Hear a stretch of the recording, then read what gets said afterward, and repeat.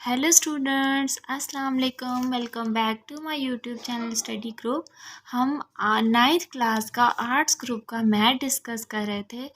आज हम exercise 1.3 start करेंगे। इससे पहले अगर आप मेरे चैनल पर नए हैं या अभी तक आपने मेरा चैनल सब्सक्राइब नहीं किया तो डियर स्टूडेंट्स जल्दी से जाएँ, सब्सक्राइब करें। कहीं आप बाद में भूल ना जाएं। अभी जाएं, सब्सक्राइब करें, वापस आएँ, फिर हम स्टार्ट करते हैं। चलें जी।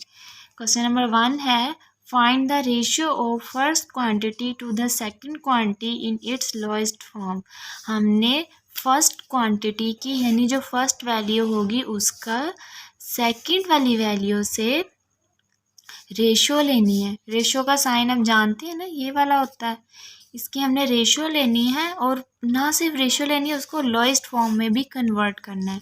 जैसे है ₹24 एंड ₹6, इसको हम लिखेंगे रिक्वायर्ड रेशियो हमारी क्या होगी,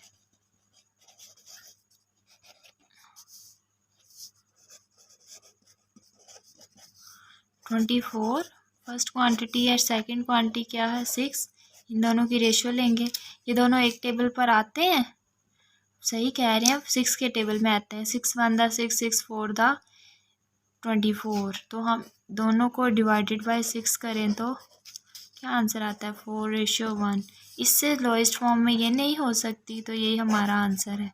एक बात आपने याद रखनी है, इनको लोएस्ट फॉर्म में करते हुए हमने एक ही टेबल से डिवाइड करना है, ठीक है। नेक्स्ट हम इसका पार्ट नंबर 5 कर लेते हैं। 1500 किलोमीटर एंड 1200 किलोमीटर। यहाँ लिखेंगे रिक्वायर्ड रेशो, वो क्या है हमारी 1500 एंड 1200। चले, इनके 2 ज़ीरोज़ हम काट सकते हैं ना, मतलब डिवाइड करने से ये आ जाएगा। अब बताएं इन दोनों में से कोई ये एक ही टेबल में आते हैं। आप सही कह रहे हैं। हम अगर डिवाइडेड बाय 3 करें तो 3 के टेबल 3 4 द 12 होता है, 3 5 द 15। इससे लोएस्ट के किसी एक टेबल पर नहीं कर सकते, तो यही हमारा आंसर है।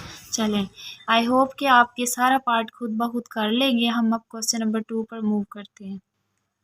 क्वेश्चन नंबर 2 है हमारे पास, express each of the following ratios in its simplest form. हमने जो भी हमें रेशियोज गिवन है, इनको हमने सिंपलेस्ट फॉर्म में कन्वर्ट करना है। अच्छा, आपने एक इस बात से तो आप फैमिलियर है, अगर 2:3 लिखा हो तो हम इसको 2/3 भी लिख सकते हैं, है ना।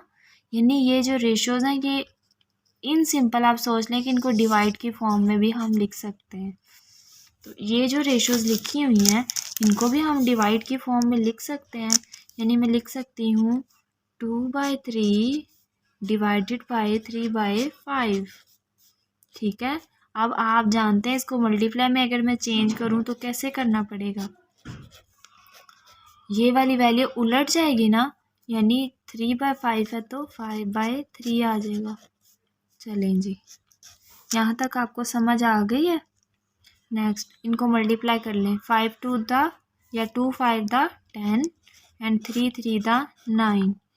अब इन इससे अगर 10/9, अब आप ये देखें फॉर एग्जांपल होता 6/3, तो एक टेबल पे आते हैं ना ये 3 के 3 1 द 3 3 2 द 6, मैं लिखती 2/1 इनके सिंपलेस्ट फॉर्म।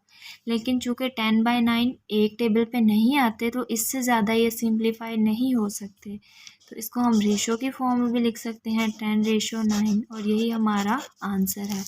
नेक्स्ट हम इसका पार्ट नंबर 6 कर लेते हैं। वो क्या है 4/10:20। इसको हम डिवाइड की फॉर्म में सबसे पहले तो लिखेंगे, डिवाइड की फॉर्म में। अब आप ये देखें, डिवाइड की फॉर्म में लिखने के बाद अब इसके नीचे 20 के नीचे कुछ भी नहीं है तो 1 है, तो ये देखें इसको जब मल्टीप्लाई में चेंज करूँगी ऑटोमेटिकली 20/1 1/20 हो जाएगा। चलें जी, अब 4 1 द 4 एंड 20 10 द, ये 10 20 इज़ द 200। हम मल्टीप्लाई कैलकुलेटर पर भी करके देख सकते हैं। अब आप इसको देखिए, एक टेबल पर सिंप्लीफाई हो सकते हैं, यानी एक टेबल पे कैंसिल हो सकते हैं। आप सही सोच रहे हैं, हो सकते हैं। 4 1 था 4 एंड 4 5 था 20, और ये वाला 0 वैसे का वैसे, यानी इसको हम लिख सकते हैं 1/50। लेकिन इससे ज़्यादा ये सिंप्लीफाई ऑब्वियसली नहीं हो सकता, तो 1:50 हमारा आंसर है। ये बात आपने याद रखनी है, 1/50 में हमने आंसर नहीं करना। उसने रेशो में क्वेश्चन पूछा, हमने रेशो में ही करना है, और बेसिकली हमारा पर्पस यही था कि हम इसको सिंप्लीफाई करके आंसर दें। ठीक है, चलें जी, आज का लेक्चर हम यहीं पे वाइंड अप करते हैं। आई होप कि आपको क्वेश्चन नंबर 1 एंड 2 की समझ आई होगी। नेक्स्ट लेक्चर में हम question number 3 and question number 4 करेंगे। ठीक है, तब तक के लिए अल्लाह हाफिज़। सब्सक्राइब करना ना भूलिएगा।